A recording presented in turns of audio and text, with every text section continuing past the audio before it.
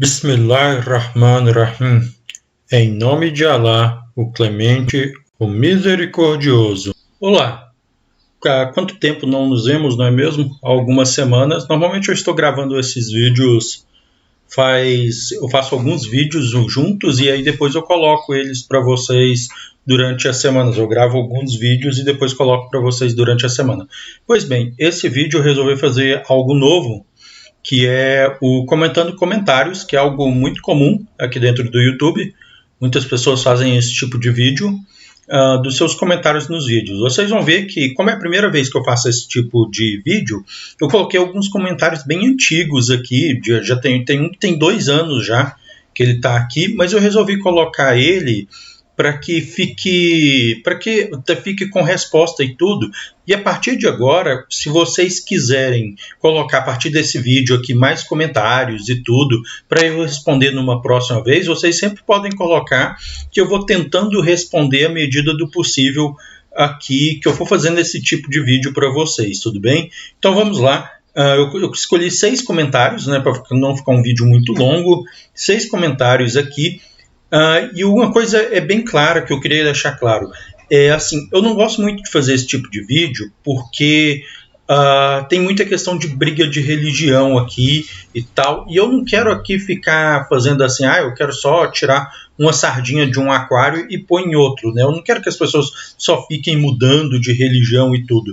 Eu quero que as pessoas muito mais entendam as religiões, a religião em si, a religião islâmica principalmente, do que necessariamente elas fiquem tá aqui tentando mudar as pessoas e etc. Não, eu quero muito mais uma compreensão. Então, assim, esse vídeo ele não é tanto essa questão de torcida de religião, de mudança de religião, nem nada. O que eu quero aqui principalmente é um entendimento mesmo das pessoas acerca da religião islâmica. Então, esse vídeo ele é principalmente baseado nisso. Porém, você vai ver eu falando de outras religiões, visto que muitas pessoas comentam, outras pessoas de outras religiões comentam nesses vídeos. Então, eu vou acabar comentando, mas não é nada para ofender, é simplesmente para o entendimento mesmo da religião islâmica. Pois bem, o primeiro comentário que eu escolhi foi esse que está no vídeo Aulas de Religião sobre o Alcorão. Eu escondi o nome de todas as pessoas que estão perguntando. Se vocês forem lá nos vídeos, vocês vão ver quem é, mas eu preferi esconder o nome das pessoas para não ter problema mesmo, para guardar sigilo dessas pessoas. Pois bem, essa primeira pessoa perguntou aqui o seguinte neste vídeo: Sana, amigo, então podemos entender que a Torá também é a palavra de Alá? E seus evangelhos que você mencionou é apenas o que o profeta Jesus falou, tipo, os ensinamentos e não os seus discípulos? Só uma dúvida minha. Bom, é assim, depende do que você considera ser a Torá. Se você está falando que a Torá são os 5 livros do Pentateuco, né, são lá os livros do Antigo Testamento, aqueles 5 livros do Pentateuco, nós não dizemos que aquilo é a palavra de Deus necessariamente. Por quê? Porque necessariamente aquilo dali não são ensinos dos profetas, né? Aquilo dali são principalmente as histórias relatadas, né? E eis que Moisés foi a tal lugar, fez tal coisa, e não sei o que, lutou contra tal pessoas, e etc, etc.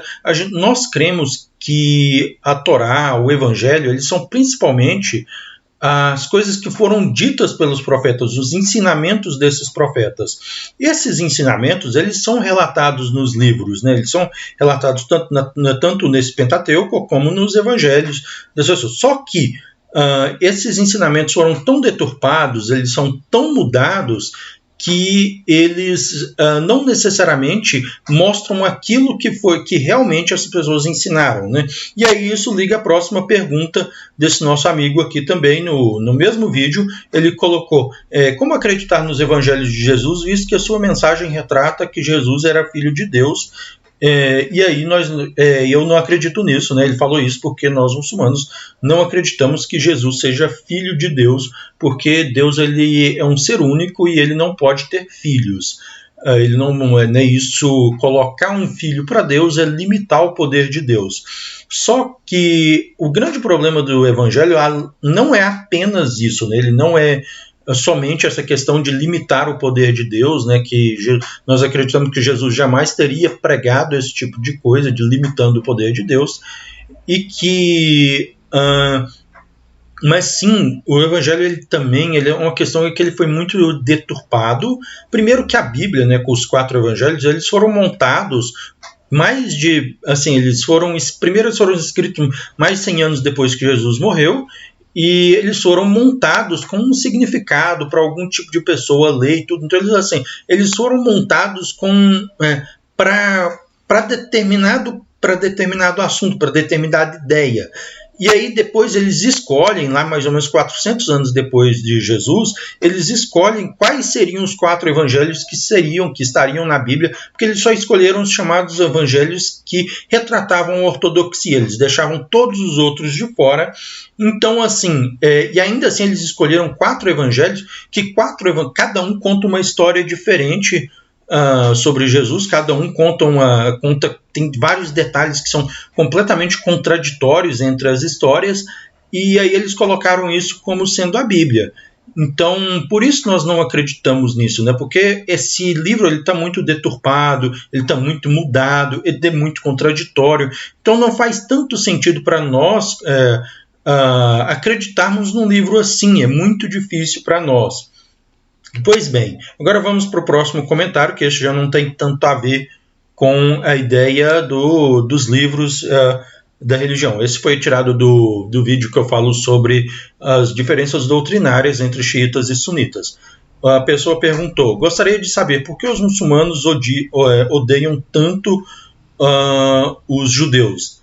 Na verdade, assim, nós não temos nada contra a religião judaica. O Islã ele não tem nada contra outras religiões do povo do livro. Tanto é que ele escreve que cada um, quando vier o juízo final, cada um vai ter a sua recompensa de acordo com o que eles pregaram, de acordo com as suas obras, de acordo com o que eles fizeram. Isso daí é coisa que cada um tem a sua recompensa, seja ele judeu, cristão ou qualquer outra coisa.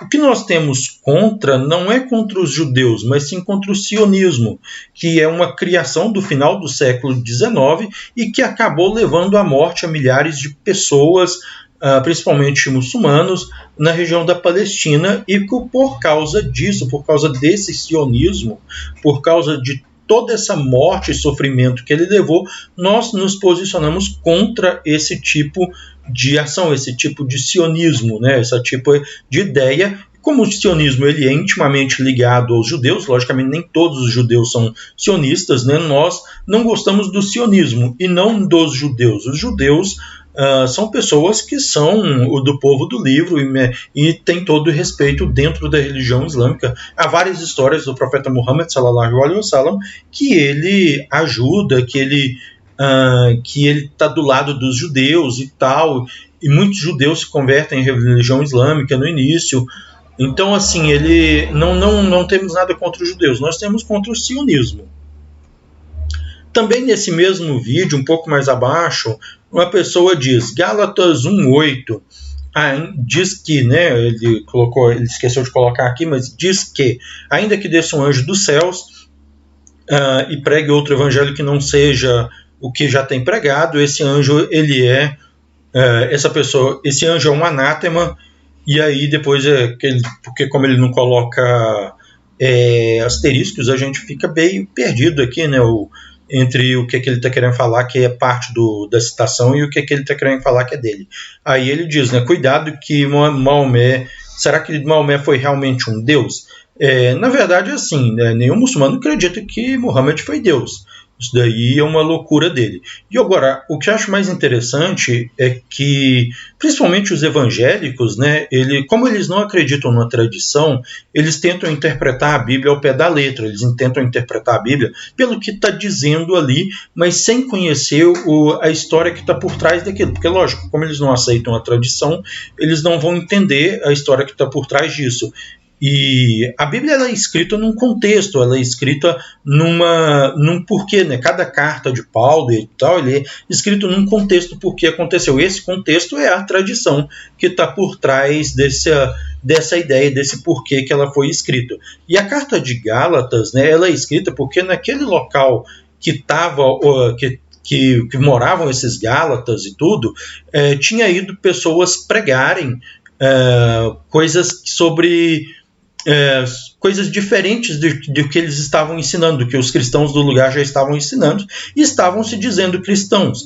Então, esta fala é direcionada a essa pessoa. Ele está chamando essa pessoa de anjo, de anátema. Então, ele fala, ainda que desça um anjo dos céus, né, que é outra pessoa vindo pregar para aquelas pessoas, este anjo será um anátema, essa pessoa será um anátema.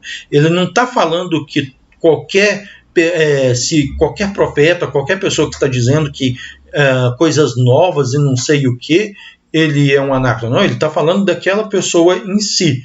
Mas, infelizmente, aí os evangélicos, eles sempre muitos deles, né, logicamente a gente não pode falar de todos, porque a gente não pode considerar uma religião como um radicalismo de uma pessoa como algo de uma religião inteira. Muitos evangélicos, infelizmente, né, essas pessoas, esses radicais, eles saem despejando ódio por aí, e aí eles não estudam e etc, e vêm falando esse tipo de coisa aqui no canal. É uma infelicidade, mas fazer o que? A gente sabe que isso ainda vai ocorrer por muito tempo no Brasil. Infelizmente, as pessoas têm que entender que ódio não se ganha com ódio. Bom, no última ideia aqui que eu quis trazer, né, esse aqui sobre a religião islâmica em si, no vídeo que eu falei sobre as dificuldades de ser muçulmano no Brasil, uma pessoa perguntou sobre a circuncisão, achei bem interessante e eu quis responder aqui, que é necessário fazer a circuncisão? Aí ele fala todo um texto aqui, né, se vocês quiserem ler, depois fiquem à vontade.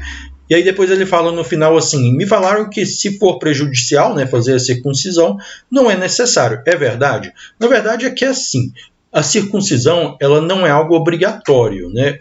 Pelo menos assim, nós sunitas entendemos que a circuncisão ela não é algo obrigatório, ela é algo que ela é extremamente recomendável, né? Então assim, né, ela está dentro de uma categoria chamada mustahab. Mustahab é aquilo que é altamente recomendável aos muçulmanos fazerem. Então é bom que se faça, mas não é obrigatório, não é algo que se você não fizer, você não vai ser salvo, você não vai poder entrar no paraíso e etc. Não, é algo que é importante de se fazer, que você vai ter as bênçãos por se fazer, mas se você não fizer, né, é uma escolha sua, você não é obrigado a fazer esse tipo de coisa. E aí no final ele falou, mas e se eu tiver algum problema de saúde? Porque ele relata aí nos coisas aí, questão de saúde. É necessário? Na religião islâmica, o que a saúde te impede de fazer, você não é obrigatório a fazer aquilo. Por exemplo, se você tem problemas de anemia, você é obrigado a fazer o jejum? Não, você tem que seguir aquilo que porque a religião ela não é para ser pesada para você, ela é para ser algo importante para você. Então realmente, se alguma coisa ela é prejudicial, você não tem que fazer.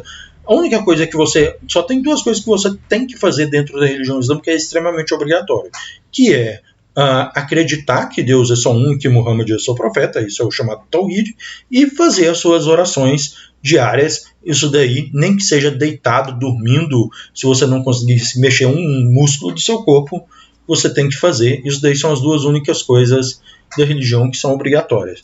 Aí no final, essa moça que perguntou os meus contatos e etc., né, ela elogiou o canal, achei muito legal, e aí depois ela pergunta os meus contatos, e aí, para quem quiser, a partir de agora, esses daí são os meus contatos, meus links, tanto no Facebook, como os dois sites que eu escrevo, mais meu e-mail, que eu deixei aí, né, a página no Facebook, História do Islã, tá com algumas porcentagens C3 aí, mas é porque não aceitou acento, né? Então, onde você está lendo essa porcentagem C3, porcentagem B3, é só o O com acento, é porque não deixaram eu colocar aí. E aí depois tem as duas páginas que eu escrevo, né, o Estudos Islâmicos e Islamismo BR. Estudos Islâmicos é principalmente para falar sobre a história da religião islâmica, né, artigos sobre a história da religião islâmica. Islamismo BR é para falar sobre as mesquitas no Brasil. Isso eu tenho escrito bem pouco nele, mas eu vou tentar voltar. Aí eu deixei também o meu e-mail para quem quiser entrar em contato e também deixei um link do meu grupo no WhatsApp que a gente usa para responder perguntas sobre a religião islâmica. Quem quiser entrar pode ficar à vontade, eu estarei lá. E tem também mais um amigo meu egípcio que ajuda aí a responder as questões sobre a religião islâmica. Muito obrigado, eu espero todos vocês numa próxima aula.